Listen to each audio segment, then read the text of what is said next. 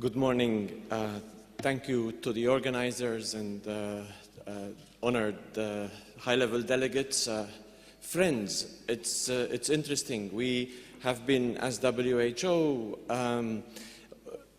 in and out of the partnership. And it's quite interesting to see that in the last year, since I addressed the Rome Open Forum, the number of ties that have developed between us have strengthened immensely. And I am looking forward, even as we celebrate the achievements of the EPAAC and its transitioning into a new joint action, that we will find that these ties grow and become more intimate.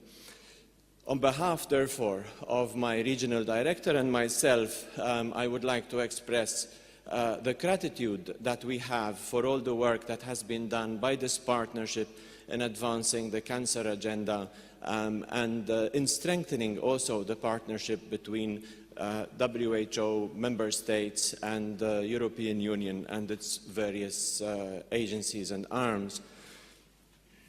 With that, and with the speeches that have passed, it's actually quite difficult to say anything new. But I will try, and there are a couple of things.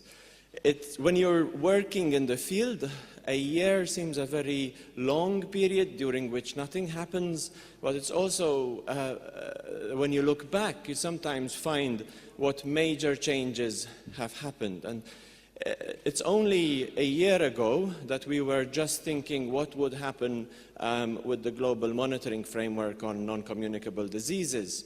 And yet today, as we are gathering to commemorate the work of EPAAC, we also know what a strong leadership many of the people in this very room, as well as the European Union member states, played in helping to get 9 voluntary targets and 25 indicators adopted this year at the World Health Assembly. And indeed, we have accepted globally a bold goal of 30% reduction in premature mortality by 2025, a 25% reduction by 2025, and a 30% reduction in tobacco use worldwide, and also a set of indicators that include cervical cancer and make explicit reference to access to medicines and treatment. We have set ourselves a very high and strong agenda for the future. I would like to take this opportunity also to look at the possible policies that we can take forward in collaboration from this partnership, recognizing that a lot has been done on developing national cancer action plans, but we also see that the collaboration has resulted in a new draft of the European Code Against Cancer. Indeed, the scientific committee on that was voting on the draft only in this past week, and we look forward to its adoption and its use. The word partnership for WHO extends between this group and also with the rest of the member states of the European region. So there are 28 here and 53 in Europe as a whole. And it's actually quite interesting to see that a number of you are already working with us to help develop national action cancer plans in countries that are outside the EU. The strengths of EPAAC extend way beyond. And therefore, for my last point, I would like to put forward a proposal, an idea for further collaboration into the future. And this is tobacco. Over the past year, we've seen the Tobacco Products Directive have a roller coaster ride through the policy processes of the European Union. The leadership, most recently, of the Lithuanian presidency has been stellar, and we share the hope, all of us, that this ride will end in its successful adoption in just a few days from today. There is no room for complacency on tobacco. And if you will allow me to spend a few words on this and to build in a link to a conference that we are organizing next week in Turkmenistan, where this item will be more deeply discussed. It is very easy for us to think that we have won the battle against tobacco. We have a region out of 53 member states, 50 have ratified the Framework Convention on Tobacco Control. In 2003, 10 years ago, the Framework Convention was unanimously adopted.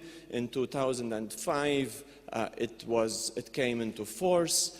In the European Union, we have a very strong force in unanimous adoption of the ratification, and we now have a sense that we have the evidence and the mandate to move forward, and that the tobacco war has somehow been won. In the past year, we can see how far that is from the truth. In the divisions between the member states, in the influence of tobacco industry, in the constant bickering on the Tobacco Products Directive, indeed in the numerous goings-on that have surrounded it, we know that the tobacco industry is very strong, and there is a very strong move by even the producers of tobacco in this region to somehow hold back on a vision of a stronger and more tobacco-free region. We note that while we have the highest number of Framework Convention ratifiers, parties to the Convention in the European region, at the same time, the Global Tobacco Control Report of 2013 gives us an average prevalence of tobacco smoking in the region as being 28%. This number makes us, paradoxically, with the largest number of parties, it paradoxically makes us the highest prevalence region in the whole of the WHO region. Yes, it's an average, and we have some countries in Europe that are leading the way in finding new forms of control. We have Finland, for example, that has adopted a smoke-free law stating the social aim of making the nation smoke-free within a couple of decades. We have Ireland stating its intent to go for standard packaging. The time has come to call on all people involved in chronic diseases, and probably most prominently those involved in cancer and cardiovascular diseases, to take a stronger leadership, to stand up against trade interests, to stand up against the tobacco industry, and to make it known, indeed, almost at an emergency level in the next few days in the run-up to the Tobacco Products Directive vote, but also, more importantly, to start a discussion, as we shall do next week in Ashgabat, as to what longer-term goal might we be looking at. Can we even envision that at some point in the future, people in the prevalence of tobacco use in the region, or tobacco smoking at least, could fall below 5% from the current 28%. The discussions globally are now about the end game in tobacco. And I am calling upon this partnership to consider taking up this most important risk factor of non-communicable diseases, of cancer, more stridently, more explicitly, more powerfully. With these words, I'd like to thank you all for the opportunity to be here, for the strong partnership that you have pulled together, appreciate the linkages and the collaborations that we are now having in our joint programs, and hope that my few words have excited you to start thinking about tobacco as a very formal and very strong effort, tobacco control, in the coming months, indeed years. Thank you very much.